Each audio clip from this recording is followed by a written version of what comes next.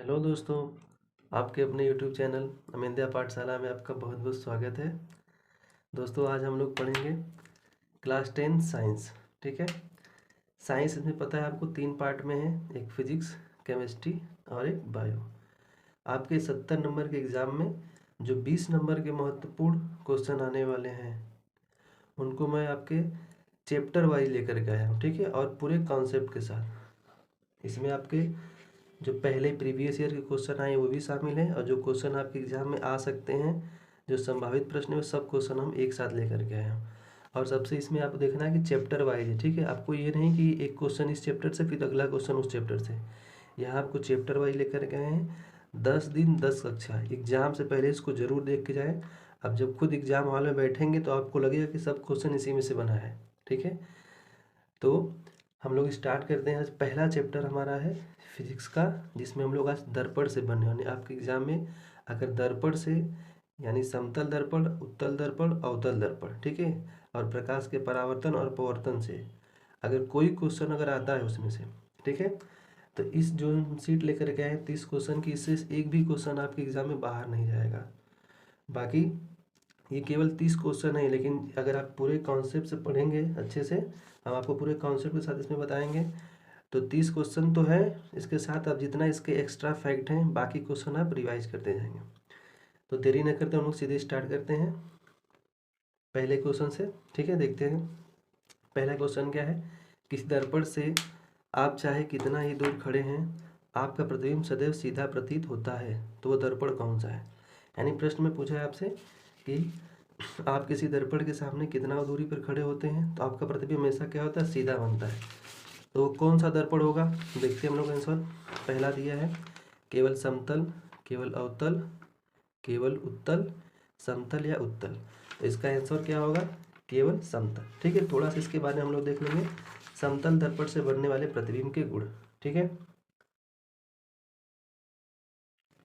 समतल दर्पण से बनने वाले प्रतिबिंब के गुण, पहला क्या होता है, इसमें आप लोग देखे होंगे बड़े भी होंगे कि समतल दर्पण का प्रतिबिंब कैसा होता है। तो बताएंगे हम लोग, आभासी होता है एवं सीधा बनता है। ठीक, ये समतल दर्पण से बनने प्रतिबिंब की पहली क्वालिटी है।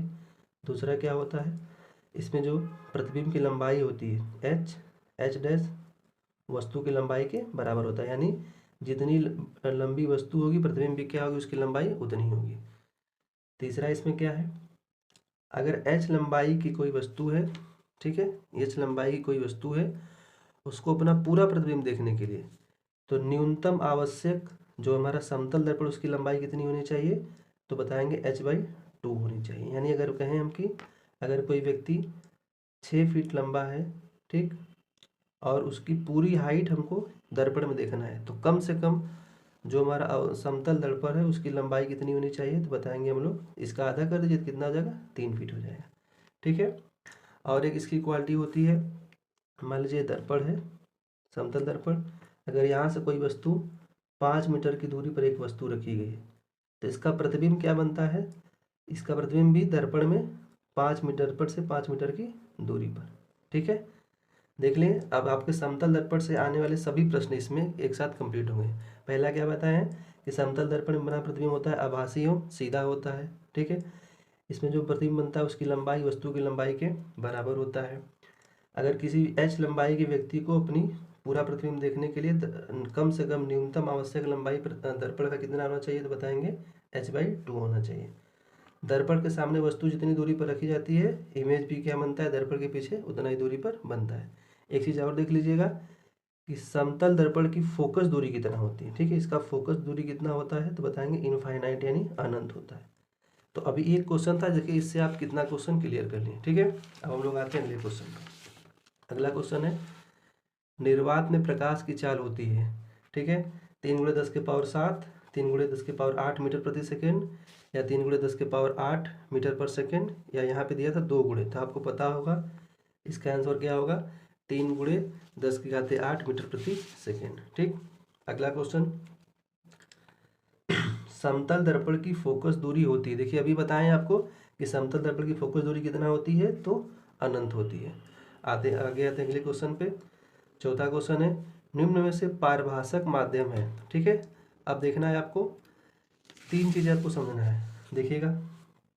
एक तो होता है आपका पारदर्शक, ठीक है, एक पारदर्शक होता है। दूसरा आपका होता है पारभाषक, और तीसरा होता है अपारदर्शक। पारदर्शक मतलब क्या होता है, जिसमें अगर प्रकाश की किरण इस पार से उस पार जा सके। जैसे इसका एग्जाम्पल पूछेगा तो बताएंगे वायु हो गया, कांच हो गया, ये क्या है, पारदर्शक है। अपारदर्शक मतलब जिसमें प्रकाश की किरण इस पार से उस पार न जा सके। जैसे हम कह सकते हैं कोई दीवार ले लीजिए, ठीक है, लोहा हो गया, लकड़ी हो गया, ये सभी क्या है, अपारदर्शक है। पारभाषक क्या होता है, जिसमें प्रकाश का कुछ भाग उस पार जाए, यानी पूरी तरह ना तो वह पारदर्शक होता है ना तो अपारदर्शक होता है, ठीक है। इसमें आप एग्जाम्पल जैसे ले सकते हैं, दूषित जल हो गया, ठीक है, जो जल अगर दूषित होगा तब दूषित जल। घिसा हुआ कांच, ठीक है, घिसा हुआ कांच, या फिर तेल लगा हुआ कागज, इसको तेली कागज भी हम कह सकते हैं, ठीक है। अब इसके आगे आते हैं। क्वेश्चन क्या था हमारा, निम्न में से पारभाषक माध्यम है, तो वायु तो नहीं, वायु तो आपका पारदर्शक हो गया, कांच भी पारदर्शक है, ठीक है, दीवार अपारदर्शक है, बचा है आपका ऑप्शन नंबर सी, घिसा हुआ कागज क्या है, एक पारभाषक माध्यम है। नेक्स्ट क्वेश्चन में देखते हैं। समतल दर्पण के सामने एक वस्तु दर्पण से 10 सेमी की दूरी पर रखी जाती है, तो दर्पण से प्रतिबिंब की दूरी क्या होगी। अभी आपको बताए थे हम, ठीक है, ये बताए थे आपको कि दर्पण के सामने जितनी दूरी पर वस्तु को रखेंगे प्रतिबिंब भी क्या होगा, उतनी ही दूरी पर बनेगा। तो क्वेश्चन में क्या कहा है कि दर्पण के सामने, ठीक है, 10 सेमी की दूरी पर रखे हैं, तो दर्पण का प्रतिबिंब कितनी दूरी बनेगा, तो क्या बताएंगे हम, 10 सेमी दूरी पर बनेगा, ठीक है। इसीलिए देखिए कहें कि अगर एक क्वेश्चन के साथ आप पूरा कॉन्सेप्ट क्लियर करेंगे तो उसी कॉन्सेप्ट से कई क्वेश्चन निकल के आते हैं। अब ऐसा नहीं कि केवल आपको एक क्वेश्चन बता दिए, हम एक क्वेश्चन का आंसर टिक करा दें फिर आगे बढ़ जाए, ऐसा नहीं है। आगे देखते हैं हम लोग। दीप्त प्रकाश स्रोत है, ठीक है, तो दो चीज़ें आपको समझना है, दीप्त क्या होता है और अदीप्त क्या होता है, ठीक है। पहला आपका है दीप्त और दूसरा आपका है अदीप्त। दीप्त प्रकाश स्रोत क्या होते हैं, यानी वे स्रोत जो खुद के प्रकाश से प्रकाशित होते हैं, ठीक है, या आप बोल सकते हैं वे वस्तुएं जो खुद के प्रकाश से प्रकाशित होती है वो दीप्त प्रकाश स्रोत कहलाएंगे। जैसे हम कह सकते हैं इसमें टार्च लाइट हो गया कोई, ठीक है, सूर्य हो गया, ठीक। और अदीप्त क्या होते हैं, जो दूसरे के प्रकाश से प्रकाशित हो। इसमें एक एग्जाम्पल बहुत महत्वपूर्ण बार बार आता है कि चंद्रमा।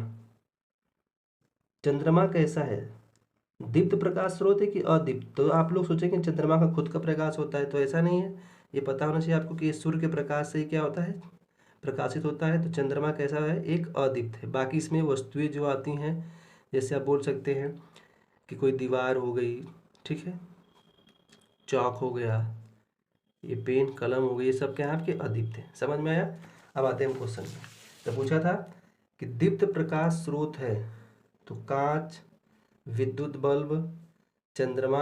अभी बताएं चंद्रमा अदीप्त है, कांच भी अदीप्त है। अगर हम कांच पे टार्च जलाएंगे तभी वो चमकेगा, अपने से वो नहीं चमकेगा, ठीक है। तो विद्युत बल्ब क्या, देखिए इसका खुद का प्रकाश होता है, तो विद्युत बल्ब क्या है आपका दीप्त प्रकाश स्रोत है। अब इसके बाद अगला क्वेश्चन है, अभिसारी प्रकाश पुंज का आरेख क्या है। समझ लीजिए इसको। अभिसारी प्रकाश पुंज क्या होता है, अपसारी प्रकाश पुंज क्या होता है, और एक आता है आपका समांतर प्रकाश पुंज क्या होता है, ठीक है। तो देखेंगे हम अभिसारी प्रकाश पुंज क्या होता है कि जब प्रकाश किसी पारदर्शी माध्यम से सरल रेखा में गमन करता है, ये तो आपका प्रकाश किरण के बारे में हो जाएगा, ठीक। अब इसमें तीन चीज़ें हैं आपकी, एक तो है आपका अभिसारी प्रकाश पुंज, एक अपसारी और एक समांतर। तो पहला आपका अभिसारी होता है जब प्रकाश की समस्त किरणें एक ही बिंदु पर मिलती हुई है, तो उन प्रकाश किरणों के समूह को क्या कहते हैं हम लोग, अभिसारी। इसके लिए आपको एक ट्रिक बता देते हैं हम। अभिसारी में देखिए आपका एक कीवर्ड ढूंढिए यहाँ पे, अभिसारी मतलब आप बोल सकते हैं अभी से आ रही हैं। फिर से बोलिए, अभिसारी यानी अभी से आ रही, यानी आपको किसी बिंदु पर आती हुई दिखेंगी। जैसे ये किरण एक ऐसे आ रही है, इस पे ऐसे आ रही है, ठीक है, इस पे ऐसे आ रही है, तो ये किरण किसी बिंदु पर आती हुई प्रतीत होगी, इसको बोलते हैं हम लोग क्या, अभिसारी प्रकाश पुंज। तो अब इसमें देख लीजिए, जिसमें आपको आती हुई दिखे, इसमें देखिए एक बिंदु से जा रही हैं, ये जाती हुई दिख रही है, इसको बोलते हैं अपसारी। ये तो समांतर हो गया। देखिए इस वाले बिंदु पर किरणें आ रही हैं, तो क्या हो गया, अभिसारी, यानी इसका आंसर क्या हो जाएगा, 7 का ए। याद रखेंगे इसको आप कि अभिसारी मतलब अभी से आ रही हैं, किसी एक ही बिंदु पर आती हुई आपको दिखें, इसको बोलते हैं किसी एक बिंदु से जाती हुई, ठीक है, या किसी एक बिंदु से निकलती हुई किरणें। आते हैं इसके आगे अब, तो इसका आंसर क्या होगा, 7 का ए। क्वेश्चन नंबर 8 देखिए, अब 8वां का पूछा है, परावर्तन का द्वितीय नियम क्या है। ठीक है, तो प्रकाश का परावर्तन आप लोग पढ़े होंगे, इसके 2 नियम होते हैं। ठीक है, थोड़ा सा इसको देख लीजिए। एक कोई चिकना तल ले लेते हैं, ठीक, इस पे एक अभिलंब खींच लेते हैं, यहाँ से एक किरण आती है और ये टकरा करके उसी मार्ग में वापस लौट जाती है। ठीक है, जब सूर्य का प्रकाश किसी चिकने तल से टकरा करके उसका अधिकांश भाग उसी मार्ग में वापस लौट जाए, इस घटना को बोलते हैं प्रकाश का परावर्तन। जो किरण आती है उसको बोलते हैं आपतित किरण, और जो जा रही है उसको क्या बोलते हैं, परावर्तित किरण। यहाँ एक एंगल बनता है, इसको बोलते हैं आपतन कोण। यहाँ एक एंगल बनता है, इसको क्या बोलते हैं हम लोग, परावर्तन कोण। तो पहला नियम क्या होता है कि आपतित किरण, परावर्तित किरण तथा आपतन बिंदु पर खींचा गया विलंब तीनों एक ही तल में होते हैं। ये प्रकाश के परावर्तन का प्रथम नियम है। और द्वितीय नियम होता है कि आपतन कोण का मान परावर्तन कोण के मान के बराबर होता है। तो आपसे प्रश्न में क्या पूछा था कि परावर्तन का द्वितीय नियम क्या है, तो क्या बताएंगे। ये देखिए पहला ही ऑप्शन सही है कि आपतन कोण आई परावर्तन कोण आर के बराबर है। ठीक है, आगे आते हैं हम। 20 मीटर ऊंचाई के मनुष्य का पूर्ण प्रतिबिंब देखने के लिए दर्पण की आवश्यक न्यूनतम ऊंचाई का मान क्या होना चाहिए। अभी आपको पहले ही क्वेश्चन में हम पूरा समतल दर्पण से बने वाले प्रतिबिंब के बारे में बताए थे, उसकी क्वालिटी बताए थे। अगर व्यक्ति की जो भी ऊंचाई दिया होगा, आवश्यक न्यूनतम दर्पण की ऊंचाई उसका आधा होना चाहिए। अगर ये 20 दिया तो कितना होना चाहिए इसका आधा, 10। इसका आंसर क्या हो जाएगा, 9 का ए। ठीक है, अगला क्वेश्चन, समतल दर्पण के सामने 6.5 सेंटीमीटर की वस्तु रखने पर निर्मित प्रतिबिंब की लंबाई क्या है। देखिए समतल दर्पण के सामने दिया है कि वस्तु की लंबाई दिया है आपको, कितना दिया है, 6.5 सेंटीमीटर।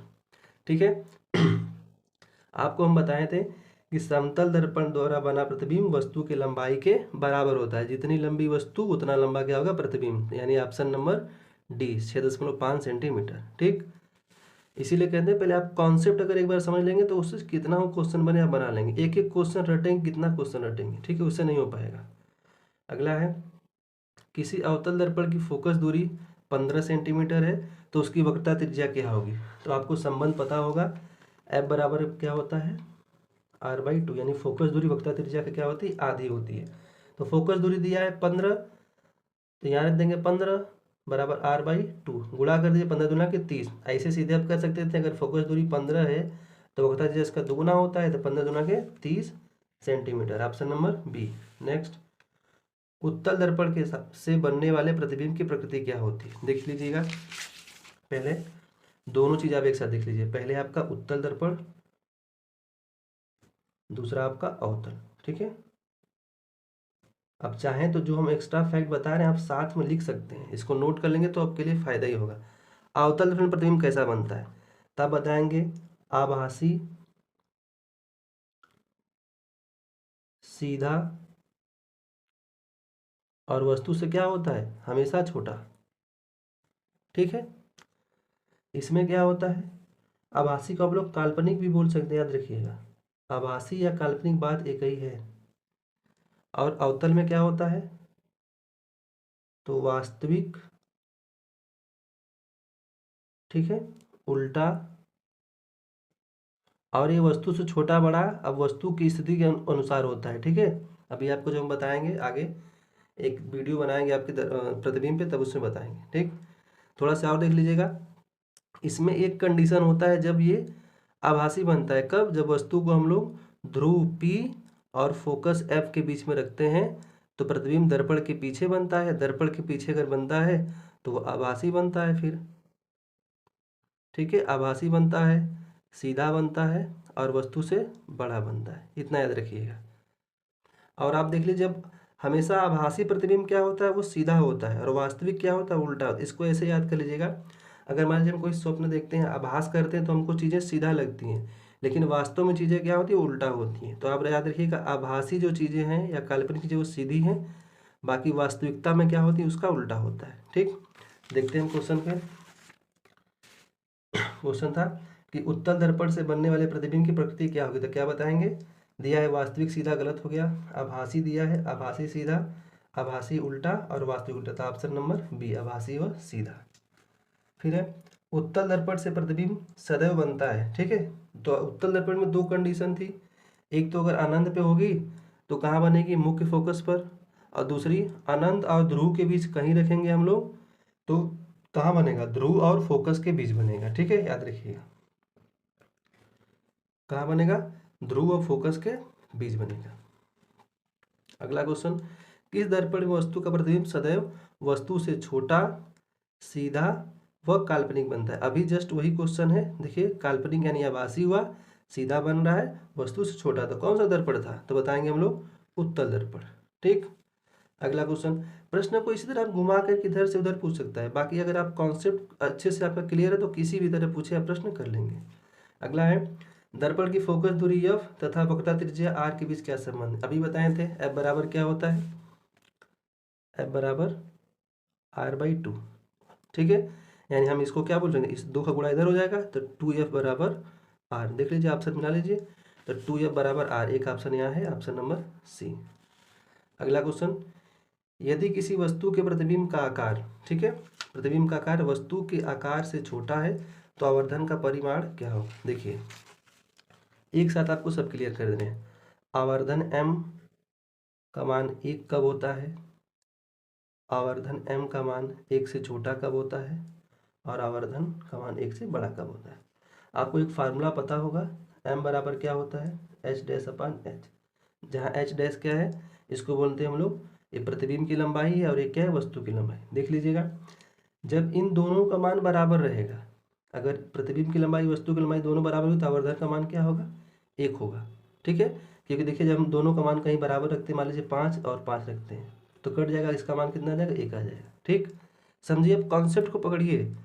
अब आवर्धन का मान 1 से बड़ा कब होगा, अब बताइए, जब कोई दो परिमेय संख्या है, अगर ऊपर की संख्या बड़ी होगी तभी तो इसका मान 1 से बड़ा आएगा, यानी h' प्रतिबिंब की लंबाई क्या होनी चाहिए, वस्तु की लंबाई से बड़ी होनी चाहिए, तब आवर्धन का मान कितना आएगा, 1 आएगा, 1 से बड़ा आएगा। ठीक, अगर वहीं कहें हम कि अब आवर्धन का मान 1 से छोटा कब आएगा, तो नीचे वाला मान अगर बड़ा होगा तो इसका मान क्या होगा, 1 से छोटा आएगा, यानी हम कह सकते हैं प्रतिबिंब की लंबाई वस्तु की लंबाई से क्या होनी चाहिए, छोटी होनी चाहिए। आपसे पूछा क्या था, यदि किसी वस्तु के प्रतिबिंब का आकार वस्तु के आकार से छोटा है, ठीक है, प्रतिबिंब का आकार देख लीजिए, प्रतिबिंब का आकार ये है जो वस्तु के आकार से इससे छोटा है, तो भाग देंगे तो 1 से कम आएगा, यानी आवर्धन का मान क्या होगा, 1 से कम। तो आवर्धन का परिमाण क्या होगा, तो बताएंगे हम लोग, देखिए 1 से कम किसमें, ऑप्शन नंबर सी पे। ठीक है, अगला क्वेश्चन देखते हैं इसके बाद।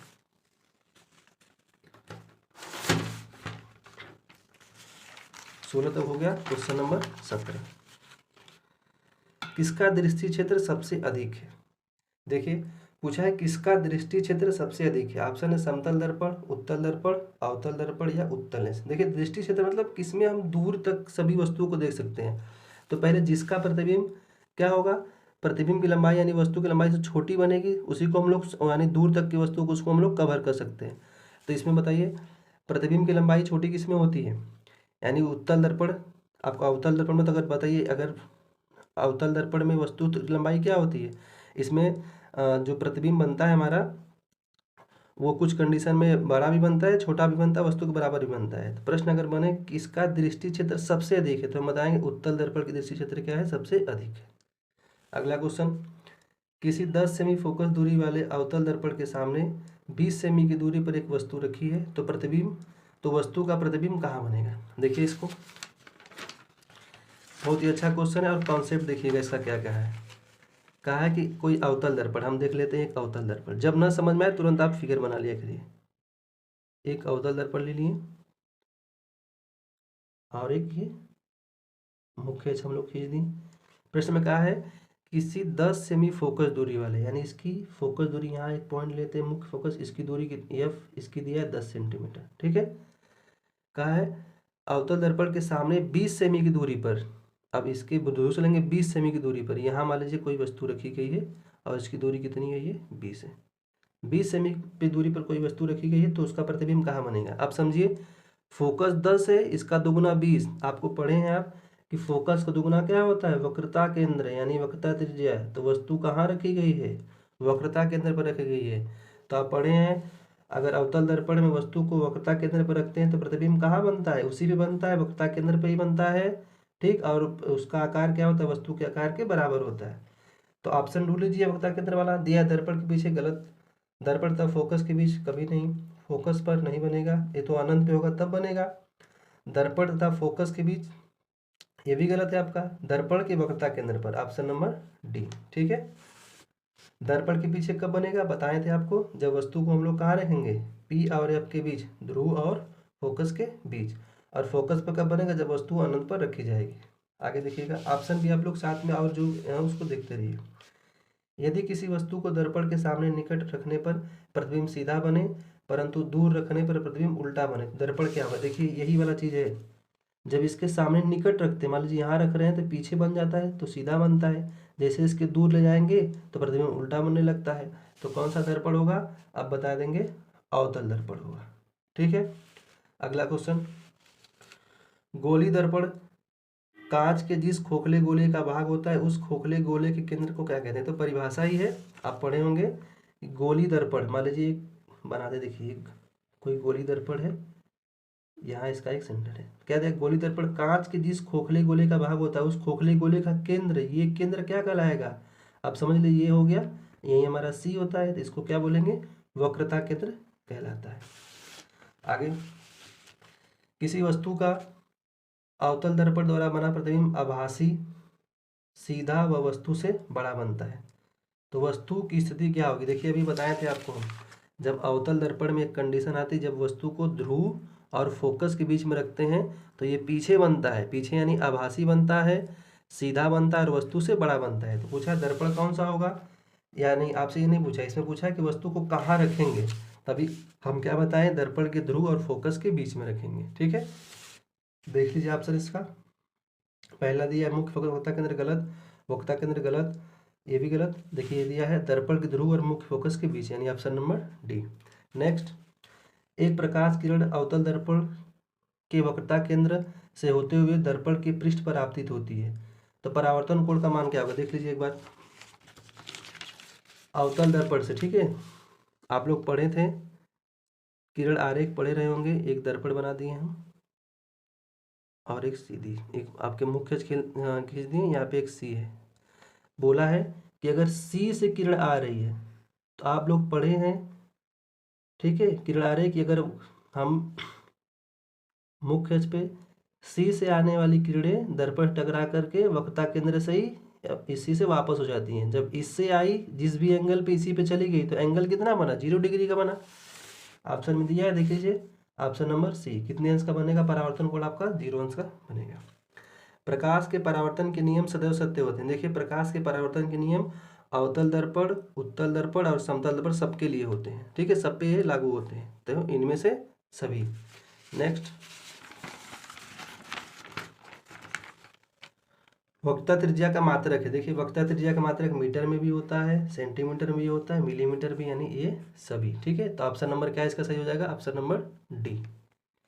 एक दर्पण के सामने रखी वस्तु का प्रतिबिंब आभासी, सीधा व आवर्धित बनता है, तो दर्पण होना चाहिए, वही क्वेश्चन इसके पहले, आभासी होगा, सीधा होगा और बड़ा भी होना चाहिए। आवर्धित मतलब क्या होता है, बड़ा भी होना चाहिए। तो आप पढ़े उत्तल में क्या होता है, आभासी, सीधा लेकिन छोटा होता है, तो बचा क्या आपका, अवतल दर्पण, ठीक है, याद रखिएगा, अवतल दर्पण वही कंडीशन है जब ध्रुव और कहाँ रखे, फोकस के बीच में रखेंगे तो पीछे बनेगा, आभासी बनेगा, सीधा बनेगा और बड़ा बनेगा वस्तु से। नेक्स्ट, एक वस्तु अवतल दर्पण के फोकस पर रखी है तो प्रतिबिंब कहाँ बनेगा, ठीक है। अवतल दर्पण के अगर फोकस पर रखी वस्तु का प्रतिबिंब कहाँ बनता है, तो बताएंगे आप, अनंत पर बनता है, ठीक है।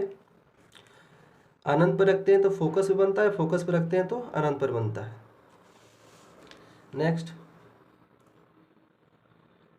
निम्न परिस्थितियों में प्रक्षेप दर्पण का प्रकार बताइए। ठीक है, अच्छा आपसे पूछा है इसमें, डायरेक्ट कुछ देख लीजिए। जैसे दिया है किसी कार का अग्रदीप यानी हेडलाइट में कौन सा दर्पण होता है, तो आप लोग पढ़े होंगे अवतल दर्पण। ठीक, हेडलाइट में कौन सा दर्पण, तो अवतल दर्पण। किसी वाहन का पश्च दर्पण साइड मिरर कौन सा दर्पण, उत्तल दर्पण। पश्च मिरर में उत्तर होता है तभी तो वो वस्तुओं को प्रतिबिंब छोटा दिखाएगा, यानी ज्यादा क्षेत्र तक उसको देख सकता है। सौर भट्ठी में आप देखिएगा तो कौन सा दर्पण होगा, अवतल दर्पण। ठीक, याद रखिएगा, हेडलाइट में यानी अग्रदीप में अवतल दर्पण, साइड मिरर यानी पश्च दीप में उत्तल दर्पण, सौर भट्ठी में अवतल दर्पण। और कुछ देख लीजिएगा, जो डॉक्टर चिकित्सक के रूप में यूज करते हैं चिकित्सा में, उसमें कौन सा दर्पण होता है, तो अवतल दर्पण होता है। ठीक है, सलून वगैरह में नाई जो यूज कर, नाई जो सलून लगा तो भी कौन सा दर्पण होता है आपका, अवतल दर्पण होता है। आता है यहाँ पे हजामत दर्पण में, यानी कौन सा दर्पण, अवतल दर्पण। वाहन के पीछे के दृश्य को देखने के लिए लगे दर्पण का आवर्धन कितना होता है। देखिए पूछा है आवर्धन। अब हम बताएं कि पीछे को देखने के लिए यानी जो आपका साइड मिरर में कौन सा दर्पण आता है, तो उत्तल दर्पण आता है। इतना तो पहले क्लियर हुआ। ठीक है, उत्तल आता है। जब आपको पता चल गया कि उत्तल दर्पण आता है, और आप ये भी जानते हैं कि उत्तल दर्पण में बने वस्तु का प्रतिबिंब क्या होता है, जो प्रतिबिंब बनता है वह वस्तु से छोटा बनता है, यानी एच डैश। देखिए एच डैश बटे में एच, अगर इसका मान छोटा होगा इसके मान से तो इसका मान एक। अगर मान लीजिए जैसे देखिए यहाँ हम कोई मान रखते हैं 5, और जो नीचे वस्तु की लंबाई इससे बड़ी होनी चाहिए, तो जब भी करेंगे 1 से कम ही आएगा, यानी इसका आंसर क्या होगा, 1 से कम। ठीक, नेक्स्ट है, निम्न में से किसके द्वारा निश्चित रूप से किसी दूरस्थ ऊंचे भवन की पूरी लंबाई का प्रतिबिंब देखा जा सकता है। अब देखिए, जब बड़ी लंबाई क्या है, पूरी भवन की लंबाई क्या है, बड़ी है, तो आप वही दर्पण में देख सकते हैं जिसमें क्या होगा, वस्तु का प्रतिबिंब क्या हो, छोटा बनता हो। ठीक है, तो कौन सा दर्पण, अवतल दर्पण तो बड़ा बना देगा, या फिर बराबर भी बना सकता है, नहीं देख पाएंगे।